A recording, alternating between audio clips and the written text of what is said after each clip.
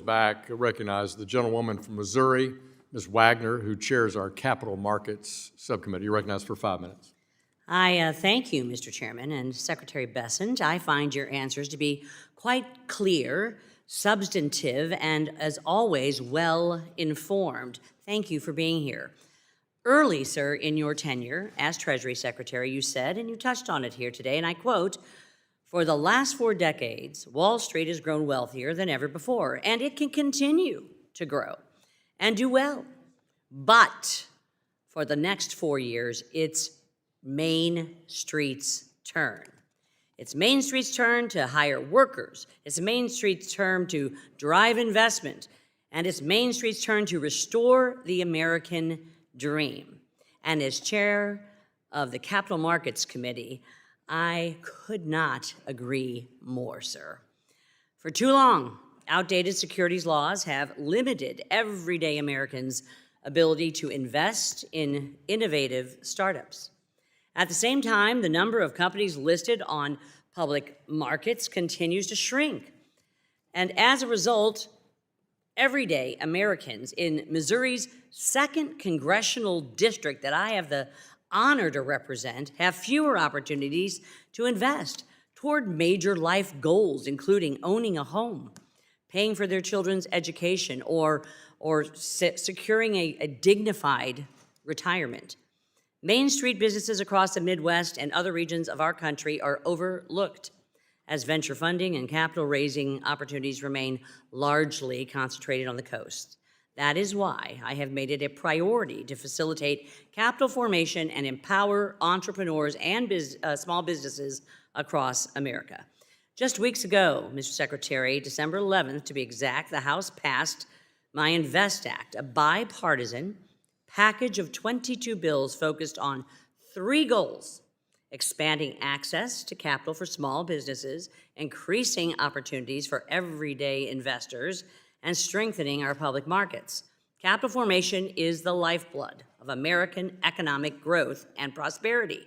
Our capital markets are indeed the deepest and most liquid in the world, and the Invest Act will ensure that they remain among the greatest strengths for decades to come.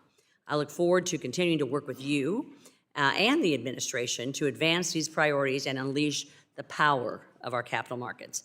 Secretary Bessent, in your view, what are the largest barriers to capital formation for a small business? Congresswoman, I look forward to working with you, and I think I would bifurcate that. Most small businesses are individuals, and Correct. For many individuals, we have learned that most of them, 38% of Americans, do not own equities. So with the Trump accounts, which will give every child $1,000 seed finance, every American will be invested in a low-cost index fund. Every American will have a share of our great innovative economy. For small businesses, it is often, I would say, it is a duality of regulatory and access to finance. Americans are entrepreneurial. We want to get out and form businesses.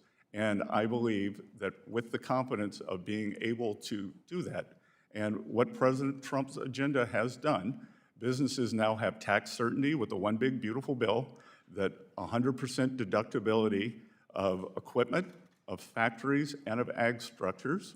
We have energy certainty with our energy dominance, and we have regulatory certainty as we are pulling back the regulatory morass that was highly harmful to both small and large business. Absolutely, and as global competition for capital intensifies, the United States risks falling behind if our public markets also, I must say, remain costly or inaccessible for growing companies. How important is capital formation reform, like the reforms included in the Invest Act? Again, 22 bipartisan bills that we brought to the floor with the support of 87 Democrats.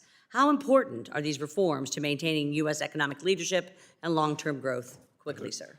Congresswoman, they're vital, and what we have seen, as you correctly outlined, is since the early 2000s, the number of public companies available for Americans and indeed international investors to invest in has greatly diminished, and it has developed into a network of private assets. Thank you. My time has expired. I have others that I will put forward for the Gentlewoman. record, and I yield back. Gentlewoman.